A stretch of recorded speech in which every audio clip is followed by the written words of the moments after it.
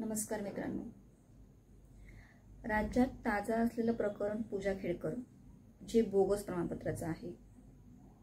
आपल्याकडे टीईटीचा जो स्कॅम झाला होता, टीईटी बोगस टीईटी 2018 आणि 19च्या टीईटी परीक्षेमध्ये 9,501 उमेदवार सापडले होते जे बोगस होते.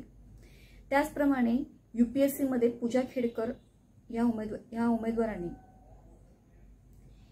हिने तिचं दिव्यांग असलेलं सर्टिफिकेट हे बोगस होतं आणि हे सापडलेलं आहे, यूपीएससीच्या नजरेसमोर आलेलं आहे. त्याचप्रमाणे राज्यात जी शिक्षक भरती चालू आहे 2017 पासून, त्या शिक्षक भरतीमध्ये जे लागलेले उमेदवार आहेत, जे शिक्षक झालेले शिक्षण सेवक आहेत, लागलेले उमेदवार आणि जे लागणारे आहेत, कारण 2022 सुद्धा टेट झालेली आहे आणि राज्यामध्ये शिक्षकांची भरती चालू आहे. तर मी युवाशाही संघटनेच्या वतीने एक सरकारकडे मागणी करते.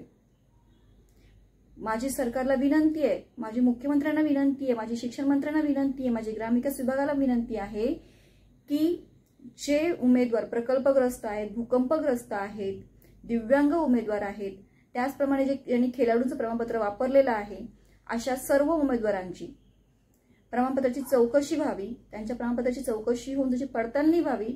हे खरोखर ह्या दिव्यांग आहेत का, खेळाडू आहेत का, ज्यांना प्रकल्पग्रस्तांच्या जमिनी खरंच गेलेल्या आहेत का, भूकंपग्रस्त आहेत का, याची शहानिशा करण्यात यावी. लागलेल्या उमेदवारांची पण करण्यात यावी आणि जे लागणारे उमेदवार आहेत त्यांची सुद्धा करण्यात यावी. आणि जर ह्यामध्ये कोणी बोगस सापडलं तर त्याच्यावर कायदेशीर कार्यवाही करण्यात यावी, त्यांची सेवा समाप्ती करण्यात यावी आणि जे खरेच प्रामाणिक उमेदवार आहेत, प्रकल्पग्रस्त, भूकंपग्रस्त, खेळाडू, दिव्यांग, त्यांना न्याय देण्यात यावा. ही मागणी मी संघटनेच्या वतीने करत आहे. आणि आम्हाला संशय आहे की लागलेल्या जे लागले 17 पासून शिक्षक आहेत आणि जे आता 22 मध्ये सुद्धा शिक्षक लागलेले आहेत किंवा लागणारे आहेत, ह्याच्यामध्ये बोगस असण्याची शक्यता दाट आहे. त्याच्यामुळे ह्या प्रमाणपत्राची पडताळणी करण्यात यावी. ही मागणी मी संघटनेच्या वतीने, युवाशाही संघटनेच्या वतीने करत आहे.